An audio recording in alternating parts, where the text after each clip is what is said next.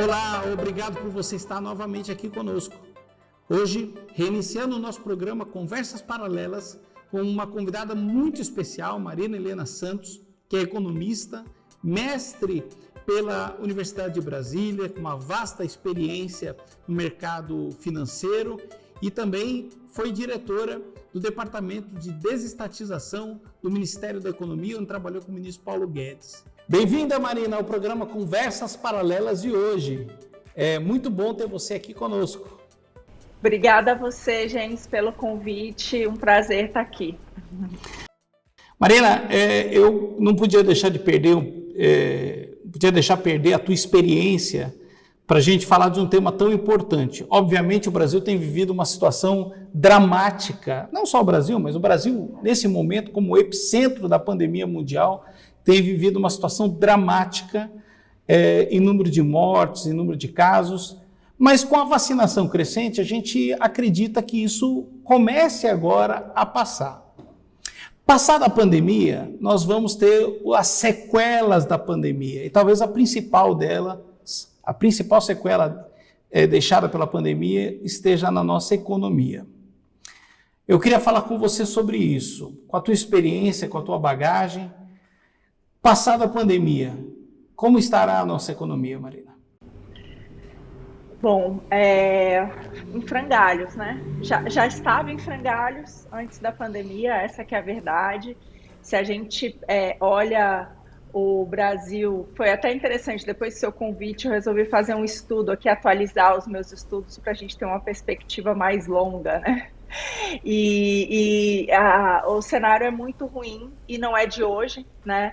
Então a gente tem feito escolhas consecutivas erradas e se a gente pega, só para você ter uma ideia, né, de mais ou menos, se a gente faz uma conta dos últimos 25 anos, então estou falando um prazo longo, né, o suficiente, a gente vê que o mundo cresceu um pouco mais de 3%, né? E o Brasil cresceu míseros 1% ao ano. Isso faz com que, nesse mesmo período, uma pessoa que nasceu no mundo, ali em média, ela dobrou a renda. E a gente aqui cresceu 25%, pouco mais. Então, assim, é muito pouco, né? Em termos globais, a gente ficou para trás. Então, em termos de renda mundial, a gente estava ali mais ou menos igual. Hoje em dia a gente está bem abaixo, né, da renda global, comparando, por exemplo, com os Estados Unidos, né? Aí não é assim, a gente está falando em dólar, mas sei lá, a gente chegou a ter 17% da renda americana, hoje a gente está falando de 11%. Nossa. Então, a gente realmente fez muita escolha errada, né? O que eu quero dizer com isso é que em qualquer métrica que você olhe, em qualquer comparativo que você faça, a gente fez as escolhas de ficar para trás. E aí, nesse cenário que já era muito ruim, veio a pandemia. E a pandemia foi devastadora para o mundo inteiro. Mas, para quem já estava numa situação muito frágil, né, foi ainda pior. Então, é por isso que a gente vê que ainda está atrasado em termos da recuperação, né? Sofreu um choque muito grande e a gente olha alguns índices, por exemplo, o desemprego. O desemprego no Brasil está praticamente no ponto mais alto, né? Então a gente está falando aí de 14 milhões de desempregados, né? Então, assim, são números que são muito tristes, né? A pobreza, a gente viu aí com tudo que está acontecendo, a gente teve auxílio emergencial aí, mais de 50 milhões de pessoas na pobreza. Então, assim, são números que são muito tristes e mostram, eu acho, que essa nossa incompetência que já existia antes de conseguir crescer, de conseguir tirar pessoas da pobreza, de conseguir, enfim, dar oportunidades de fato, né, para os brasileiros, ficou escancarada, né? Então, é realmente muito triste. Só que o que a gente está vendo é que, assim, além óbvio, por conta da pandemia, do auxílio emergencial, você teve que ter outras medidas ali que estão fora do teto. Mas a gente está vendo que estão querendo colocar outras coisas, né, que não são necessariamente ligadas à pandemia. Então, assim, é aquela coisa, sempre que dá um jeitinho ali, né, de continuar crescendo esses gastos. E o que é pior, nunca vendo a sua efetividade. Então, a gente está falando, nesse período que a gente falou desses 25 anos, a nossa dívida explodiu, os nossos gastos explodiram, nossa carga tributária explodiu. E cadê as pessoas? Quanto a vida delas melhorou? A gente viu que aqui, em termos de renda, não foi. Então, assim, para onde está indo esse dinheiro, né? Para onde está indo? Quão efetivo está sendo essas políticas públicas que estão sendo feitas, né? E aí a gente vê que tem muito privilégio no Brasil e que, de fato, falta gestão, falta foco, falta tudo, né? Eu quero explicar porque várias vezes a gente ouve falar sobre déficit fiscal, política de teto público, e tudo isso fica muito distante da realidade do brasileiro. Mas eu quero te dizer uma coisa, isso é extremamente importante. O Brasil não pode mais se endividar porque nós estamos chegando no máximo de endividamento. E nós fizemos tudo isso e não produzimos melhoria de qualidade na sua vida. Esse é o grande problema. Estou certo, Marina, em relação a isso? É exatamente isso. Marina, Gênesis, a gente gastou, quando a gente fala de teto de gasto, é isso, a gente tem um gasto crescente, né, com políticas públicas que não estão sendo efetivas. E o que é pior, essas políticas públicas, elas não são avaliadas. Quer um exemplo? Por exemplo, o Bolsa Família. O Bolsa Família foi um programa que teve um impacto muito grande, né, principalmente sobre as pessoas mais vulneráveis. Foi copiado para vários países, né, então foi de fato um programa de sucesso. Isso foi uma política pública que claramente teve um impacto, né?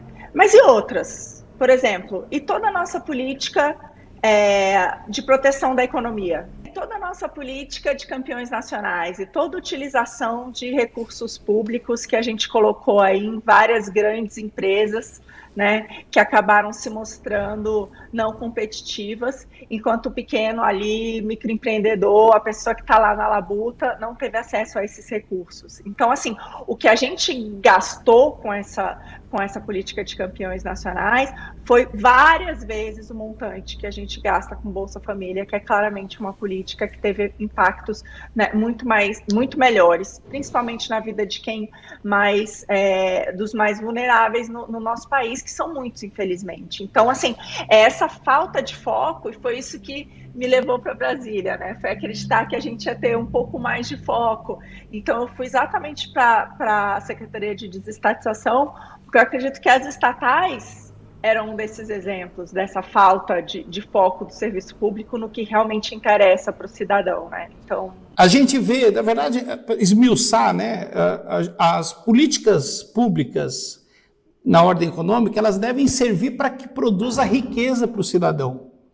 Quando isso não acontece, que foi o caso, quer dizer, o Brasil gastou muito mais do que podia, e mesmo entregando dinheiro num plano muito importante, que é o Bolsa Família, é importante deixar claro, eu tenho certeza que você, assim como eu, a gente defende a política do Bolsa Família, é um programa interessante porque ele dá o dinheiro na mão do cidadão para que o cidadão gaste como quiser, né?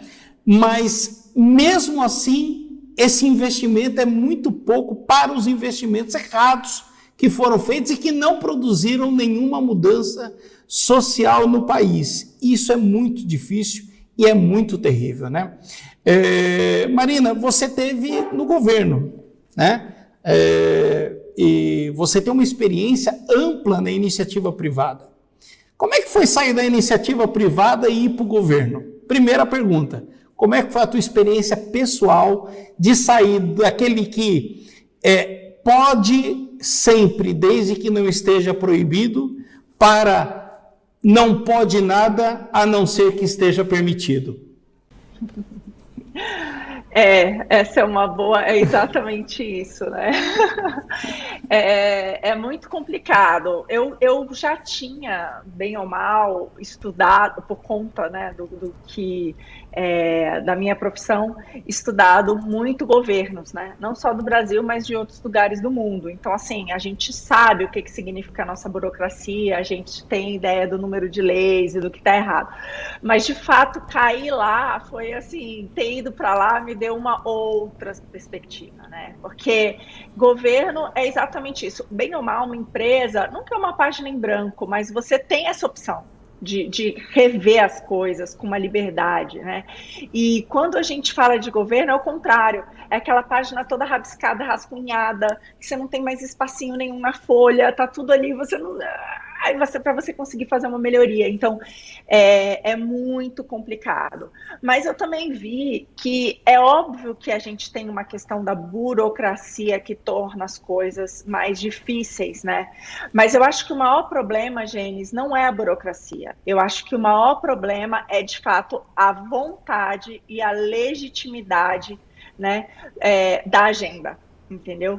Por que eu estou falando isso? Porque a burocracia, ela atrasa, né? Ela atrasa os processos. Por exemplo, a gente colocou, ainda quando eu estava lá, no Programa Nacional de Desestatização, uma participação que a União ainda tinha nas debêntures da Vale, né? E Nossa. acabou de ser vendida 2 dias atrás. Então demorou, mas veio. Então foram aí mais de 11 bilhões... 11 bilhões de reais que estão indo. Agora, olha a falta de foco de ter esse dinheiro com tudo isso que a gente está passando ali parado, né? Eu lembro que um outro exemplo disso, a gente teve o Instituto de Resseguro do Brasil, o IRB. Na época que eu estava lá, também era uma participação minoritária. Foi um caos para conseguir isso. Valeria uma live só sobre isso, assim. Mas no final saiu e as pessoas ainda questionaram o preço que tinha saído, né? Que era um preço baixo, deveria esperar mais. E aí depois teve um escândalo de corrupção, a ação caiu para 10% do valor dela. Nossa. Então, assim, o fato tinha essa questão do preço, mas isso deveria ser o foco, entendeu? Não. O foco do gestor público. Né? Ele não tem, por exemplo, esse escândalo de corrupção aconteceu, qual que é a sua ingerência que você tem naquela, sabe? Você ainda tem esse passivo em termos de imagem, que deveria ser importante, né? Se você tem uma participação na empresa, você tem que entender o que está acontecendo lá. Os acionistas somos nós, né? Sim. E a gente não tem, e o governo não tem essa clareza. Então, assim, foi muito interessante, porque a gente levantou ali quase 700 participações diretas e indiretas da União e das suas estatais em empresas. Peraí, eu quero só confirmar, 700, quando você fala 700 participações, são 700 empresas... mais de 690 na última. Que o governo é sócio? É sócio. Para quê? Boa pergunta. Para perder dinheiro, porque ao longo do tempo foi ralo do dinheiro do pagador de imposto. E mais do que isso, né? Gasta-se, eu acho que é isso também, a questão do foco, da energia, do que deve ser a sua priorização, né? A gente sabe que deu muito espaço para muita corrupção, para muita indicação política. Essas empresas têm muito a ver com aqueles privilégios que a gente tanto fala. Então, assim, foram serviços precários comparados com o que a iniciativa privada poderia prestar, interferências de todas as maneiras. Então, assim, é realmente uma pena, né? Mas são as escolhas que a gente faz. Mas o que eu queria dizer é que a burocracia faz com que os processos sejam mais lentos do que a gente gostaria. Por outro lado, eu também entendi que é uma certa proteção. Por quê? Porque se você teve, toda a era PT ali, né, e você teve 14 anos, e de repente você entra com um novo governo, é muita mudança, né? Acredito que uma agenda que estava muito correta, mas existe uma certa proteção dos processos, né, e do questionamento se aquela política pública e da manutenção do que está acontecendo. Então, isso dificulta. Mas eu acho que, assim, o que impede mesmo é a falta de vontade, né, a falta de vontade do Executivo, do Congresso e dos nossos governantes eleitos e de quem realmente tem a caneta lá no final das contas, entendeu? Então, eu acho que, assim, uma coisa é o demorar, a outra é o não acontecer. Na tua percepção, e aqui a gente tem que ver o momento atual com uma certa crítica também. Vocês têm uma das coisas, a gente falou no começo sobre o problema fiscal, que gera, também contribui para a questão da inflação, a perda de renda, a falta de poupança do brasileiro, o investimento público direcionado para algo que não produziu enriquecimento, produziu poupança, renda para o brasileiro, nem educação, nem saúde, a gente viu isso agora. Quer dizer, se tivesse produzido saúde, educação, a gente até poderia ter Não, mas não produziu, porque a saúde continua do mesmo jeito, a educação continua formando poucas pessoas no seu maior gasto.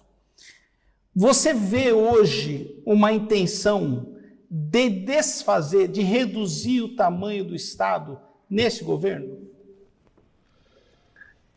Gênesis, então, é difícil, né? Eu acho que a gente, eu não tenho dúvidas que essa é a agenda do ministro Paulo Guedes, né?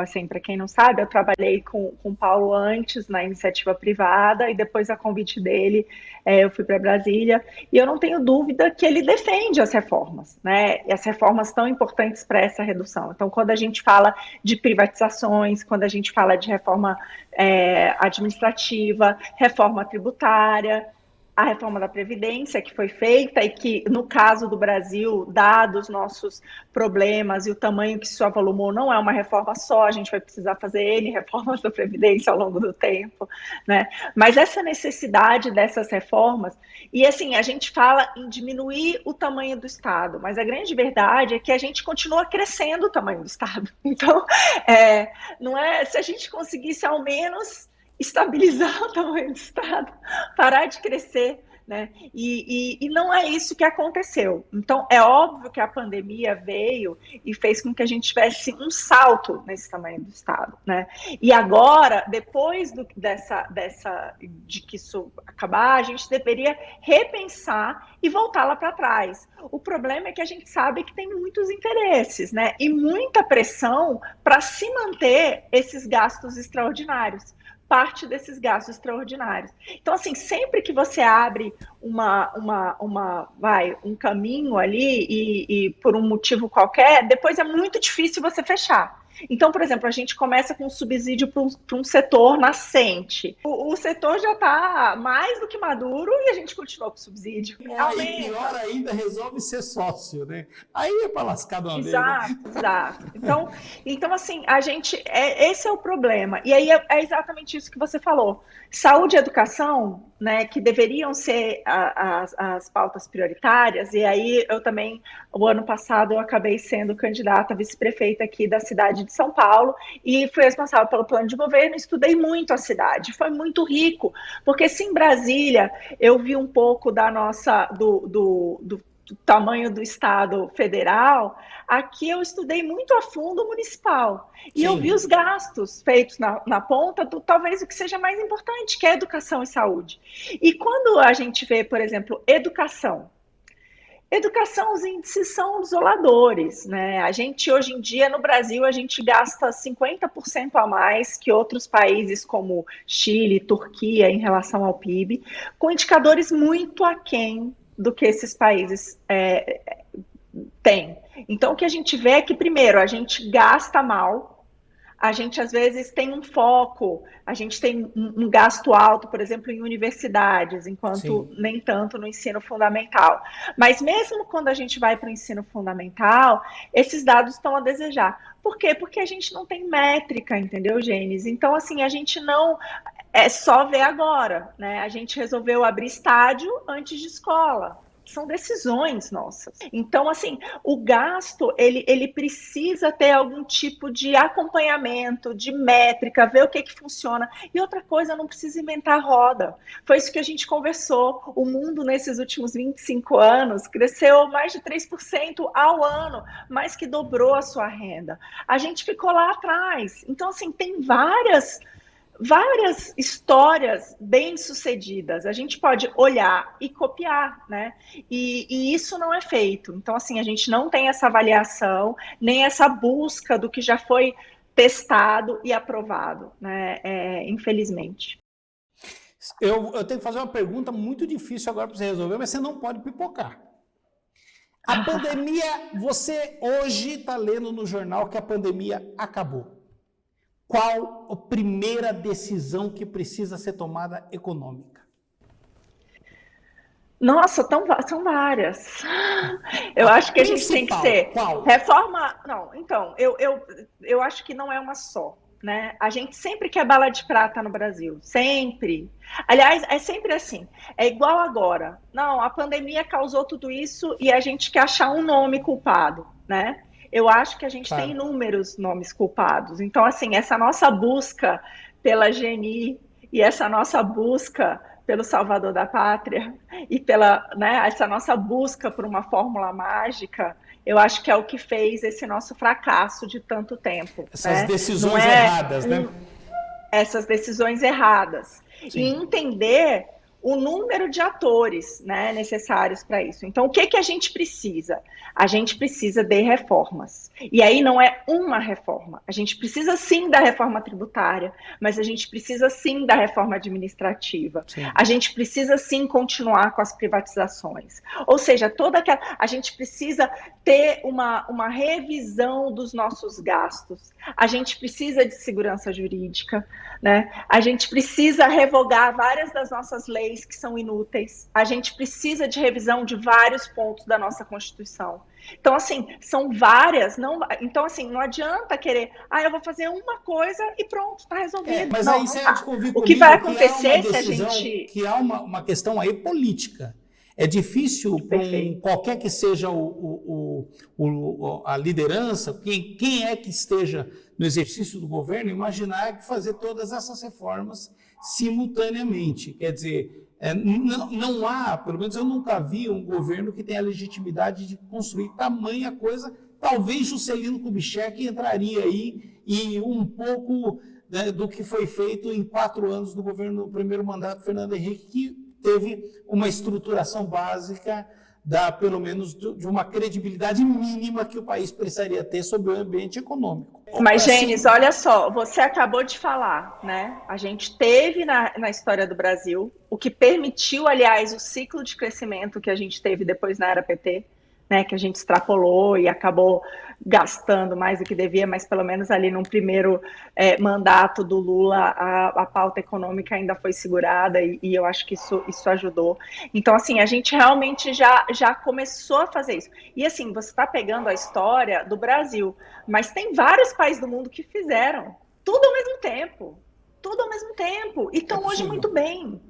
É possível abraçar isso como um cronograma. É possível ter, sim, como pautas prioritárias. É possível, sim, chamar a população e explicar a importância disso tudo. Enquanto a gente continuar achando que vai ter uma bala de prata que vai nos resolver, infelizmente, o que eu tenho para dizer para você é o seguinte: a pandemia vai, né, com a vacinação, o mais provável é que a gente comece a colocar a cabecinha fora da água, né? Então tem uma expectativa aí de crescimento desse ano próximo de 3%, sendo que o ano passado a gente teve uma queda de 4%, então não é para...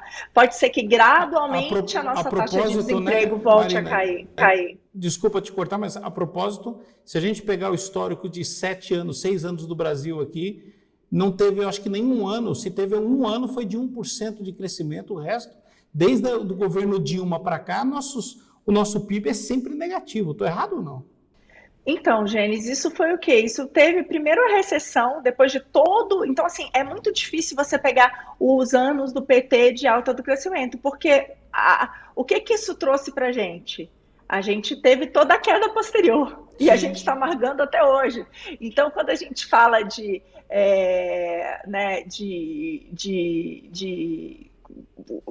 herança maldita e esse tipo de coisa, é isso. Às vezes dá aquela sensação de que tá tudo bem. Sabe por quê? Porque às vezes você tá pegando muito crédito, né? Você tá se endividando, você tá achando que tá tudo lindo. A gente teve um boom de commodities, de repente em dólar, todo o país como um todo teve uma melhora do poder de compra. Aí você vai fazendo um monte de besteira, você vai fazendo a política dos campeões nacionais, você vai fazendo tudo aquilo, vai deixando de lado, vai dando aumento para o funcionalismo da maneira que fez, né? Que mais que dobrou a remuneração do funcionalismo. a renda do funcionário público, você vai fazendo um monte de coisa e depois chega a conta. É como uma família. Se você está ali sempre gastando mais do que você recebe, ou se de repente teve um ano bom e você acha que aquilo vai se perpetuar e começa a se endividar, e você entra numa espiral muito complicada. Por quê? Porque depois você vai ter que pagar aquela sua dívida. Então, o seu fluxo ali que você vai ter que gastar, você vai acabar tendo o que resta descontado das suas prestações menos do que você tinha antes. Então, você tem uma qualidade de vida pior do que aquela que você tinha antes. E esse é o caso do Brasil. Dada a nossa dívida, ou a gente vai ter que... São impostos futuros, a gente está condenando a nossa próxima geração. Essa que é a verdade, a gente está condenando. A geração da minha filha, do seu filho, está condenada. Eles vão ter uma carga tributária muito maior do que a gente paga hoje em dia, né? Então, e lembrando que da forma como também é a carga tributária do Brasil, quem é mais... As camadas mais vulneráveis, às vezes, pagam mais, né? Sim, porque a gente claro. tem muito imposto sobre o consumo. Então, assim, é tudo errado. Por isso que eu falo, quando a gente começa a discutir, infelizmente, não é uma coisa só, entendeu? Eu acho que tem muitas frentes que precisam andar ao mesmo tempo. E aí, quando você falou de que é quase impossível, eu vou lembrar o seguinte, logo no início desse governo, se falava dessa agenda. E o próprio Congresso falava dessa agenda, né? Em algum momento, ali teve toda a questão da Previdência, mas se sabia da necessidade de uma reforma administrativa, se sabia da necessidade de uma reforma tributária. Foi, ao mesmo tempo, aprovada uma lei de liberdade econômica. Agora, quando a gente teve... Agora, você vê, o Congresso, quando ele entende a urgência... Ele faz, movimenta, por exemplo, ele movimenta. Uma mudança de Constituição demora no Brasil bastante, porque tem a barganha, né? Tem ali, demora em torno de 1 ano e meio para você conseguir aprovar uma reforma da Constituição, porque tem aquela barganha. Por outro lado, aquela PEC da impunidade passou uma mudança da Constituição num dia. Então, assim, quando tem essa vontade, acontece. O que eu acho que falta são, de fato, as pessoas cobrarem isso, um basta, um chega, né? De que precisa sim ter tudo isso que é tão importante, né? Então, eu acho que é por aí. Eu vou reformular minha pergunta, porque eu quero saber da Marina o que acabou a pandemia hoje. Nós estamos rumo ao sucesso. O que nós fizemos certo em linhas gerais? Por exemplo, eu vou te fazer uma pergunta. Se fizéssemos as privatizações, teríamos acertado? Com certeza. Muito se questiona de 1 trilhão de ativos, mas é verdade. Se você pegasse e fizesse isso do que a gente tem de Petrobras, Banco do Brasil... É porque esses ativos também, eles vão perdendo valor, né, Gênesis? E aí que é o pior. Porque a gente tinha várias coisas, várias empresas que pareciam... E o que a gente vê é que hoje em dia a gente tem o pagador de imposto, eu, você, todo mundo que está aqui assistindo, tem que ficar financiando a empresa quebrada. Verdade, né? verdade. Um exemplo disso, de vários anos negativos, foi o Correios, com monopólio que não consegue. Por quê? Porque entra competição na hora da entrega de encomendas e aí a gente passa a ter prejuízo. E a gente tem que arcar com esse prejuízo. Né? Então, a mesma coisa, por exemplo, o Banco do Brasil. O tempo está passando. Quanto vale o Banco do Brasil hoje? Provavelmente muito menos do que valia há algum tempo atrás, porque agora a gente está falando de fintech, a gente está falando de transações que são feitas, né, de outra maneira. Uma Casa da Moeda, a gente está falando de moeda digital, vários bancos centrais do mundo estão tentando criar outras formas de pagamento, e a gente ainda tem a máquina de imprimir, que dá também, que a gente sabe, um monte de escândalo de corrupção que está ali dentro. Então, de novo, ainda tem valor? Ainda tem valor. A gente tem uma Petrobras, mas a gente sabe que com o tempo também as projeções de petróleo de mais longo prazo não são de uma alta de preço, são de uma queda. Então, isso vai valer menos ao longo do tempo. Então, assim, a gente hoje, a gente tem ativos, né? Mas, assim, Quanto tempo isso vai durar, eu não sei, mas de fato, quando a gente entrou e a gente fez vários estudos de quanto tinha esses ativos, a gente chegava ali em valores, talvez não 1 trilhão, que eu me lembre, enfim, preciso retomar, mas ali em torno de 800 bilhões. Era muita coisa, né? Tem a parte toda de óleo que a gente tem lá do pré-sal, né? Que é mais um valor bem importante. Então, assim, tem bastante ativo, né? Mas, de novo, esses ativos, eles estão depreciando, estão perdendo valor por conta de mudanças no mundo e a gente está segurando. Então, esse valor vem caindo, né? Infelizmente. Ô, Marina, eu creio que nós estamos caminhando para o encerramento do programa.